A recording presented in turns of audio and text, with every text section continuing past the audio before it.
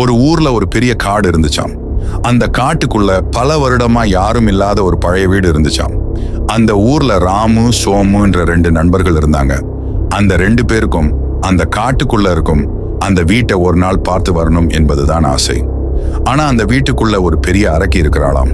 கருப்பா கூந்தல் 10 அடி உயரம், குரல் பெரியதாக இருக்கும். ராமுவும் சோமுவும் அதை தெரியாம சிரித்து பேசிக்கிட்டே அந்த காட்டுக்குள் போயிட்டாங்க. அப்படி போகும்போது திடீர்னு யாரோ அழுவுற மாதிரி சத்தம் கேட்டுச்சாம். ராமு பயந்துட்டு உடனே ஊருக்கு ஓடிட்டான். ஆனா சோமு மட்டும் பயம் வேணாம்னு நினைச்சு முன்னாடி போயிட்டான்.